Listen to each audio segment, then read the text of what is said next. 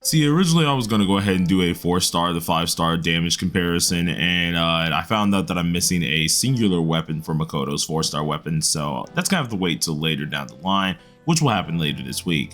But for the time being here, welcome back guys to another video. We're going to be going ahead and doing a team guide itself, technically, showing the most budget teams you can make, alongside of course, Makoto Yuki'S best team that I still do use, and for you future preppers up there.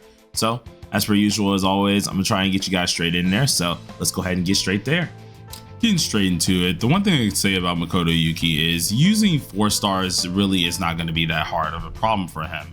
Honestly, all the 4 stars can have a decent use for this character himself, and there are a few that really do stick out inside of the 4-star side of things. Your main 2 is probably going to be Leon as well as Soy as your huge options, with other characters such as Kiyoshi being an option as well, Lucia, and then Luful. All these characters are very useful in their own ways and manners, but you do need to understand their kits if you are truly trying to use them inside of a team. Now for the 4-star team that I'm going to show off, that is everyone's bread and butter that you should probably use for Makoto Yuki, especially at a low investment, is going to be Leon, Soy, and Rico. Now you could very well, for the at least 5-star or 4-star Navi side, use Okayan. Okayan does help you out with the attack percentage side. Puppet helps you out with survivability. It kind of just depends on the situation at hand, but I would really recommend using Rico. Rico gives you the debuffs that you do need. She also can take down the enemies down toughness stacks themselves, which is very, very helpful too if you're looking for something that's pretty offensive. But for the other 2 characters, they're here for a reason. We have, of course, the survivability of Soy. He also is able to chip down defense with his gun and chip down defense with his skill 2. While we have Leon, who's able to help out with his skill 3, which is a lovely attack buff, and with the skill 2, take down your HP good enough to get yourself a crit damage buff, which is always going to come in handy. Plus he gives out an attack buff and a crit damage buff itself, just with his regular passive 2, with I think the passive 2 giving us a 45% crit damage buff itself. So we're going to give this a shot, show off this team itself, and then we're going to go to a very low budget 5-star team, or at least tell some 5-star options with a 5-star team showcase. But first things first, let's use our skill 3. This gives you your attack buff that you're looking for, meaning you're setting him up for at least the first turn, which does last for 2 whole turns, meaning you have the first turn and second turn pretty much covered. Then on your Soy, you can do 2 things. You're able, if you feel like you need that extra HP, you can use this skill 3 first. If you feel like you don't need it and you just want to start setting up for the damage phase, which is the second phase, then you can go ahead and use the gun. The gun itself not only takes down the toughness stacks, which are very much so coming in handy if you're looking for some extra damage or anything like that here, but it is taking down his defense. If we go ahead and check out the boss's defense here, we can see that we took it down by 35%, which is insanely nice. Now this is for 3 whole turns, so you can do whatever you want to do during this time period. On the first turn with Wonder, you want to go ahead and use Zhao Gogen's move here, which also does help you out and kind of sets you up for some easy fire damage if you're a person looking for good damage in the next type round itself. But on the first turn for Makoto Yuki, we're going to use the skill 1, which does help us out as well, getting some decent damage on in here. I do think this is pretty much the best way to go about for your first turn here, and this really kind of sets up the rest of the movement for the next turn itself. So once again, we already used our Zhao Gogen on the first turn. That was with the first skill, which helps us deal increased damage taken to the enemy, and this will last for a couple turns. Granted, if we hit with more fire damage related things, it does build this up even more, which is going to be very helpful, but we just know we have that damage taken for a good 2 turns on the enemy, meaning we should be good. But alongside this here, we're going to go ahead and use our skill 1 with Rico. This takes down the defense of the enemy, making sure we can deal even more damage here. And then if we go ahead and use our Leon, use the skill 2, we can take down his HP, which if we get low enough, we have an additional crit damage that we get. Now, granted, my Makoto has a lot of HP himself, so getting him to that 60% is going to be fairly hard to do. But if we go ahead and check out his stats overall, we still have that 45%, which is just initially from our our Leon himself. So either way, we are getting the crit damage buff that we're looking for. If we were able to get him to the 60% area here, which I I don't think we ended up doing that in time. Let me double check. I think we did, just on the amount of HP that we have. No, we didn't because we need the 25% stack here, which we only have 16 and then the 45, meaning we can get them down to the 60%. But if you're able to get your HP down to the 60%, you obviously get an extra 25% crit damage, which could come in handy as well. But with this in mind, since we already set up with the gun on Soy, we can go ahead and use our skill 2 because our team doesn't feel really life threatened right now. So there's no point in using a skill 3.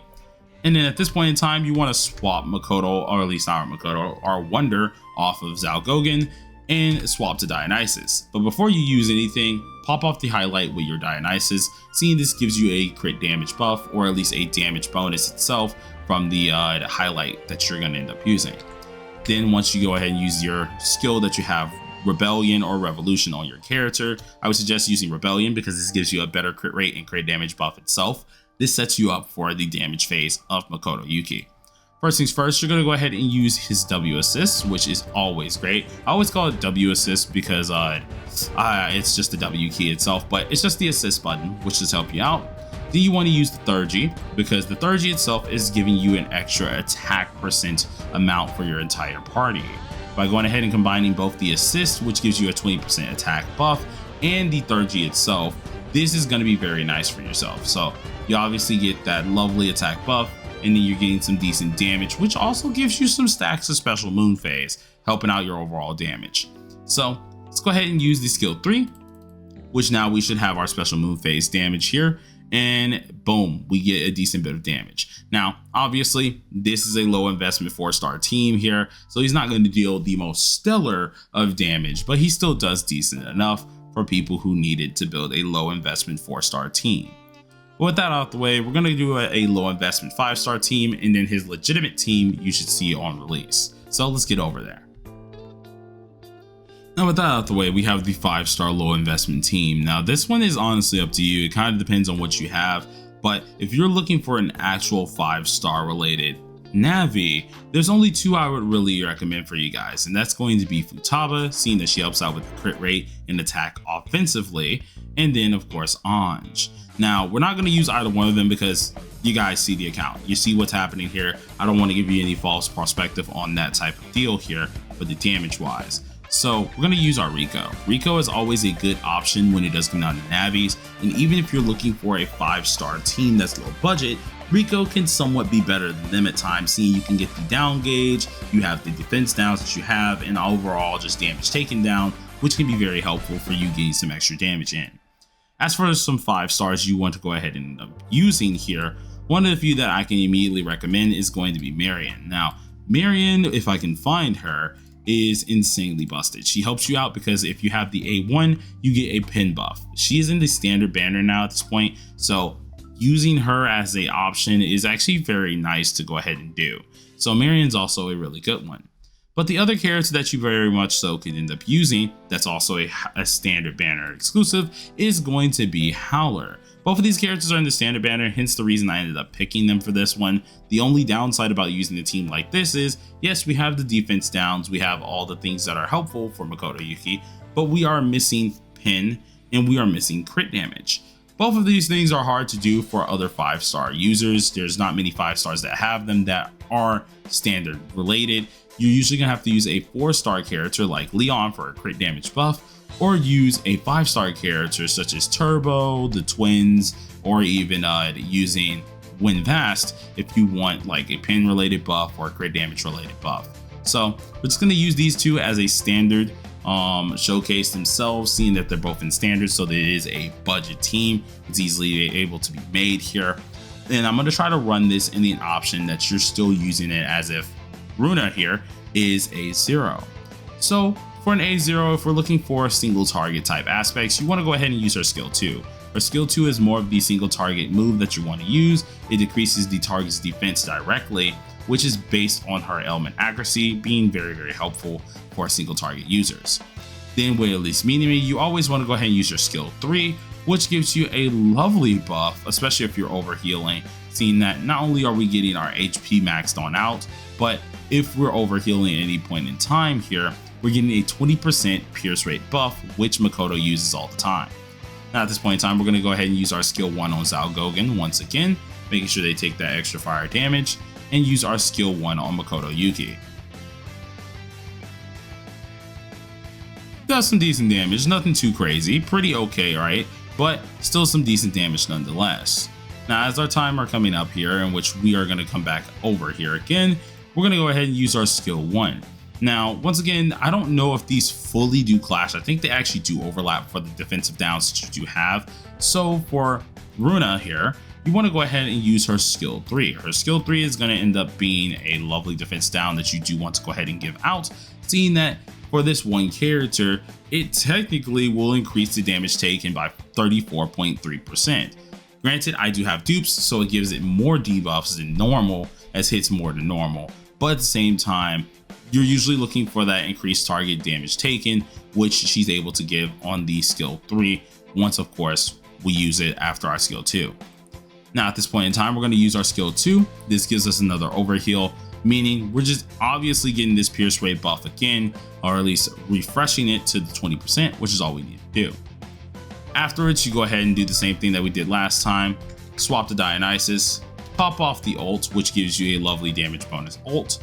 Use your skill 2 in order to get the revolution or rebellion. I do have rebellion in my skill 2 area, and then we do the same thing as usual. Assist for the attack bonus that we need. We use our Thurgy, which gives us decent damage. Nothing too crazy, just some okay damage itself.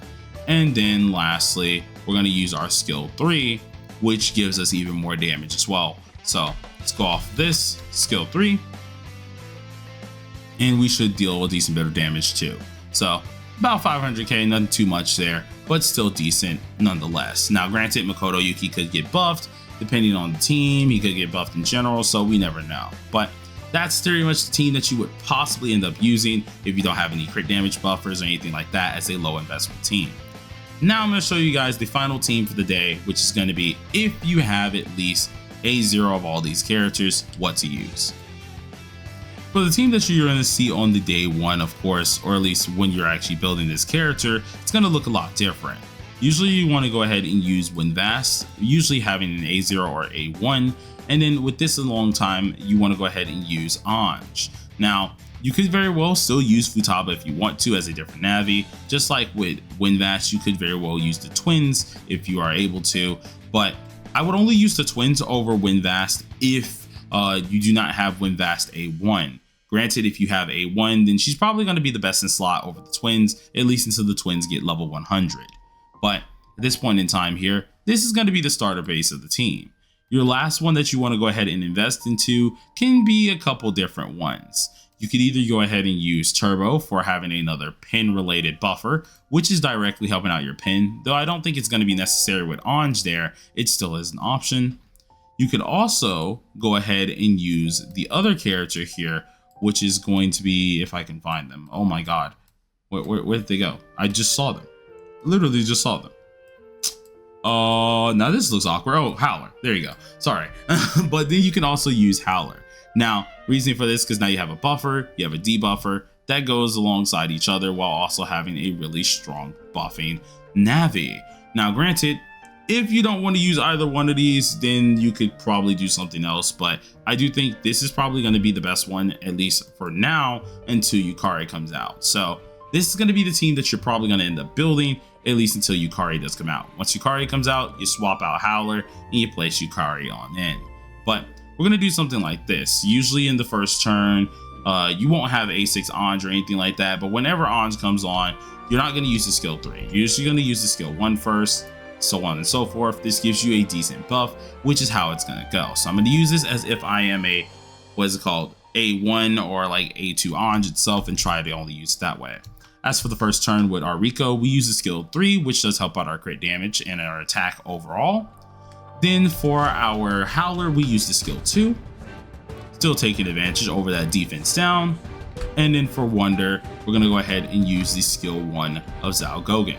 Never changes with Wonder, so you're always doing the same old thing. Our Makoto is going to go ahead and use the skill 1. And that does a decent bit of damage, as you can tell. Now, granted, this damage is highly amplified based on my Navi. which damage won't always look like that. So do keep that in mind. This is just an example. Then usually on the second turn, you're going to use your skill 3. Whenever you have the skill 3 ready, of course, you pop that on off. Gives you your crit rate, gives you your damage bonus, everything that you're looking for. And alongside of this time here, we're going to go ahead and use the 1 extra turn. So on the extra turn, you give it to Makoto himself. On this turn here, we're going to use our skill 1 because we're doing this as if we're doing a single target battle itself. And then since we have our ult, this is where things are going to get a little bit different. Instead of using our highlight with Wonder, you would actually end up using this with Rico. Rico has a huge thing with her highlight that helps out the crit damage that you're looking for. So this is going to be the better thing to go ahead and use. Now that we finished using that on here, we're going to go ahead and use our skill 3, which obviously is going to give him another debuff down here. Wonder's going to come onto the field. We swap straight over to our Dionysus using our Rebellion. And then at this point in time, we do the same thing that we always do. Pop your assist off, getting the extra buff. Pop the ult off as well, getting the extra damage. And then just go for the heavens using the skill 3.